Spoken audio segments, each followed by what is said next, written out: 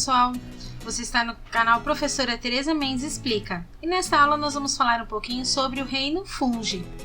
O reino Fungi, dentro dos 5 reinos, de acordo com a evolução, é o terceiro reino e ele tem algumas características que são peculiares, mas outras que são igualmente dos outros reinos, como por exemplo, eles são organismos eucariontes,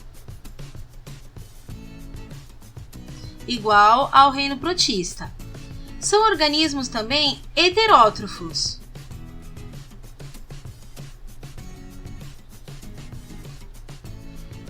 Só que esses heterótrofos, eles são decompositores.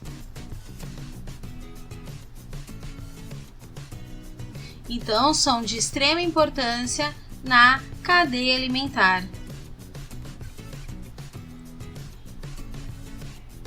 Porque junto com as bactérias, eles fazem o trabalho de decomposição de todos os organismos da cadeia alimentar. Esses organismos têm características, como eu falei, peculiares, e uma delas é o fato deles serem aclorofilados. Ou seja, eles não possuem clorofila, porém, eles possuem uma parede celular. E essa parede celular, ela é feita de quitina. É o que faz com que eles tenham, então, uma proteção no seu corpo. Toda a sua energia, ela provém da reserva de uma substância chamada glicogênio.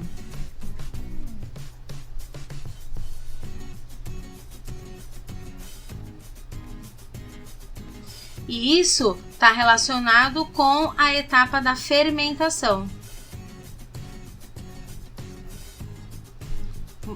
Tendo em vista que a maioria dos organismos do reino Fungi fazem a fermentação, não precisam do oxigênio para obter aí a sua energia.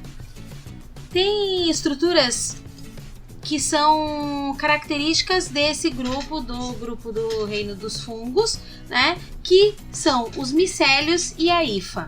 Hifa é cada partezinha dessa daqui de um fungo.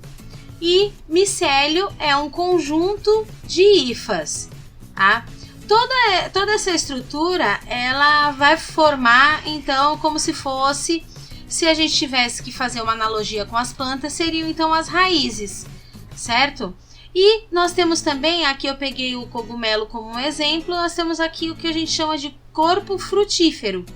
Esse corpo frutífero é o responsável pela reprodução. Porque ele produz esporos que fazem então essa função de reprodução. Porém, os organismos do reino Fungi também podem se reproduzir através de brotamento. Alguns desses organismos que nós convivemos são organismos patogênicos, ou seja, eles podem causar doenças. Como, por exemplo, a candidíase, que é causada por um fungo chamado Cândida, e ele pode acometer tanto a parte oral, né, quanto a parte genital. A parte genital pode ser considerada como uma DST, e a parte oral é aquele sapinho que a gente costuma falar que as crianças têm, então daí a necessidade de sempre fazer a higiene da boca do bebê. E nós temos também a micose. Micose, ela pode ser em qualquer lugar, né? Então pode ser, geralmente dá nas unhas, na palma da mão ou na planta dos pés, entre os dedos também. O importante é lembrar que para ter organismos do reino Fungi, né? Então para ter um fungo, nós precisamos de algumas coisas básicas, né? Como, por exemplo, calor O fungo ele precisa do calor, ele precisa também de matéria orgânica.